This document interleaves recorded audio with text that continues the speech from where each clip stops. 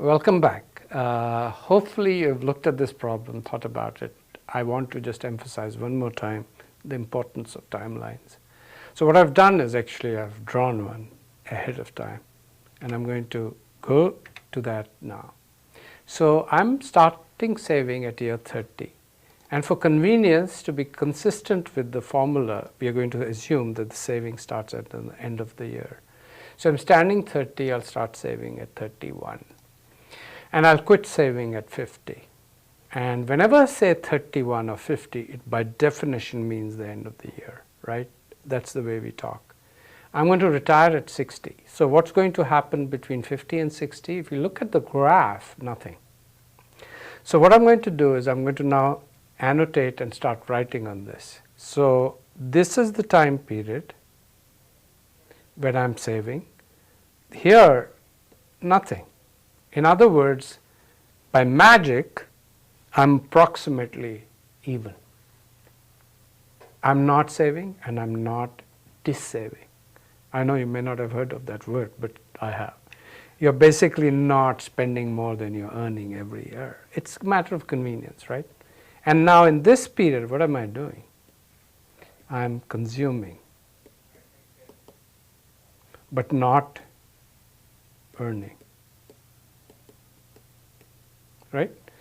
Again, that's a simplification, but it will give you a sense. I think this word problem is just awesome. You can modify it in various ways. Now the question is, I'm dying at 80. Of course, you don't want to die. I haven't met anybody who's said, I'm really looking forward to dying. But it's one of the most predictable things based on statistics, expected. So let's assume 80, and let's assume for convenience that even in the last year, end of the last year, I'm going to spend some money, me on my behalf or whatever, or given to somebody else or whatever.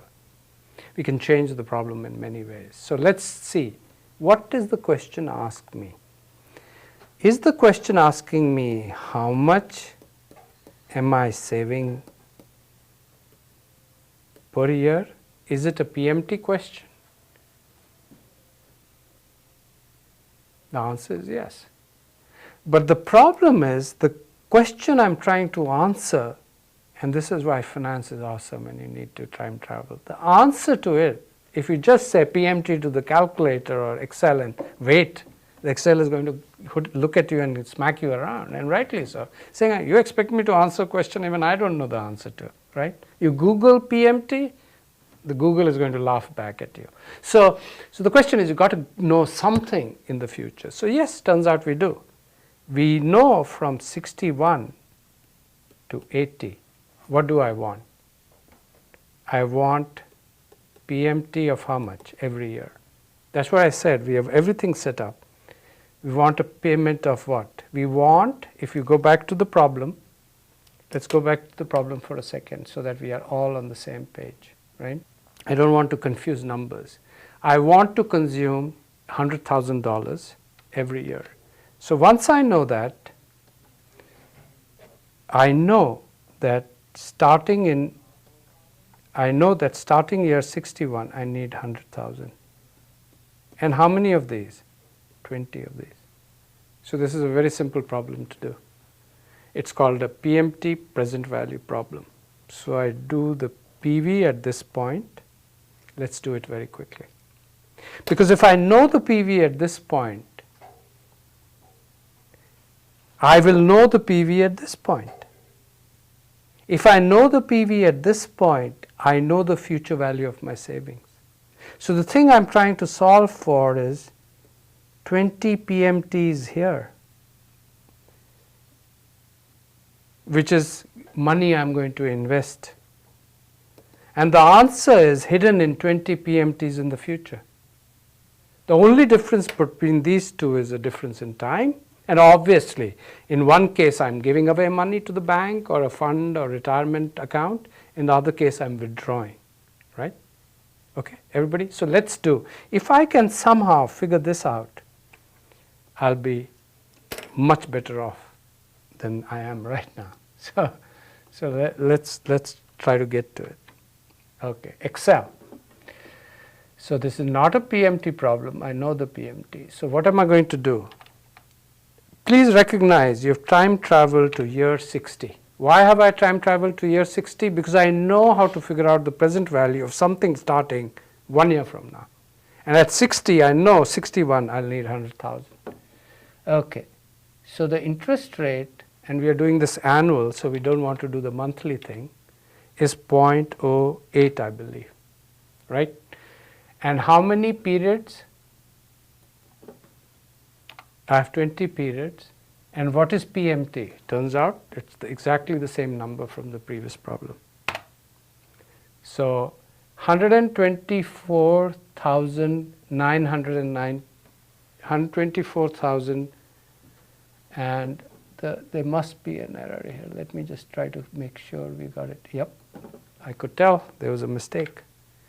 When I did it quickly, I pressed 0.8. And 0.8 is 80% interest rate. You don't want that, right? Okay, this makes a lot more sense. So I have 981,814.74. I'm going to go back now. And say that what I need is 980, and to confirm the number, 981,815. Write it one more time so that it's legible. At what point? This is the PV at point 60. Another way in English to say this is the following. Remember we did the loan problem and we talked about repaying the loan? It's the same problem, except slightly different. I need to have $981,000, about 982 if you may, in the bank. In which year? In year 60, to be able to finance what? $100,000 worth of consumption every year, withdrawal. And at the end of year 80, how much will I be left with? Zero. Exactly the same problem, right? So that's what I want you to understand. In the end, there's only one problem. And if you know how to do it, you can apply that thinking to anything. However, I have a problem here. There's a gap of 10 years that I don't like. Why? Because I know how to use annuities, but I do not know how to use annuities that end in year 50, but actually the valuation I know is in year 60. So what do I need to do? Step 2. And by the way, you can do this many ways. I'm taking the easy way out. So what do I have to do? Remember, in finance, time value of money is everything, and the interest rate is what? 8%. So now what do I have to do? I have to bring it back PV in year 50. What will that do? That will become the future value of the saving annuity I'm trying to solve. So let's do that, and that will help us. As I said, this is a very, very cool problem, and I'm going to walk you through it simply because I'm going to make another cell. Notice I have left,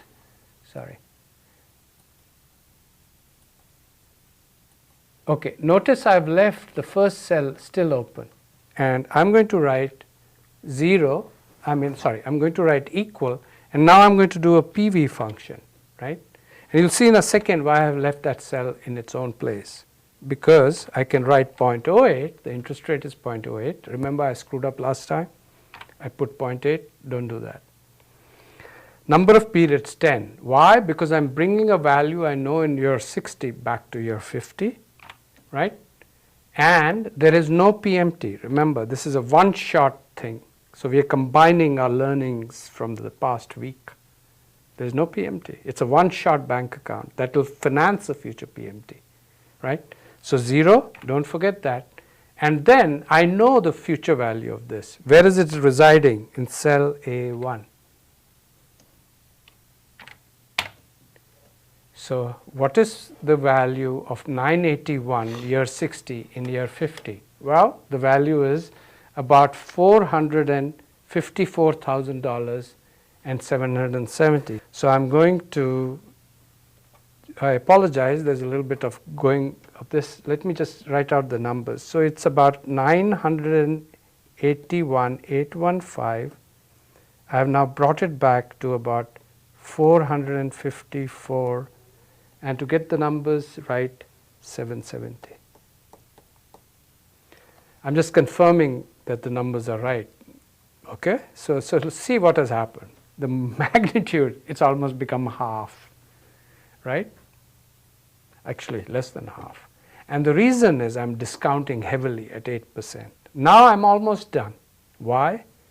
Because this PV is in year 50, this PV is in year 60, but I know if I know this PV in year 50, it can become the future value of this problem.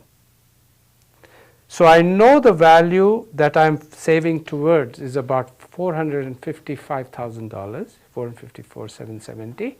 But now I need to ask the following question: how much every year will I put in the bank so that I am sure 454,770 is there? Everybody got that? Right? One more step.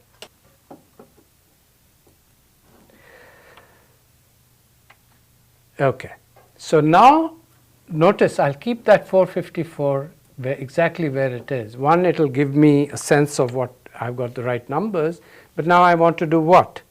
Remember, I'm trying to save every year an amount that becomes 454 after 20 years. So I'm going to do a PMT problem. Why? Because I don't know the amount. Okay, what is the interest rate? 0.08. How many times am I saving? N period is 20. And what is the present value of it? I don't know the present value, because the present value would be in year 30, right? So what do I do know, luckily? I know the future value. And where is it sitting? In cell A2, right? Bingo. 46,319. And let me just confirm that this is okay. And turns out this seems to be too much. So what did I do wrong here? A1, A2, PMT. You see what I did wrong? And I wasn't paying attention. I pressed A2 as PV. It's good to make mistakes, which I know you will, but it's a minor mistake in the sense that I'm making a calculation error, but I could guess my answer was wrong because it was too high. So I have 9937. So the answer now is right. Remember, if you look up and you do the PMT function, the first number you press is interest rate, second is number of periods 20, the third is PV. And I said I didn't have any PV, but I didn't put 0. And final is FV. So if I knew the PV, I would replace 0 by that and make A2 0. Is that so? Okay.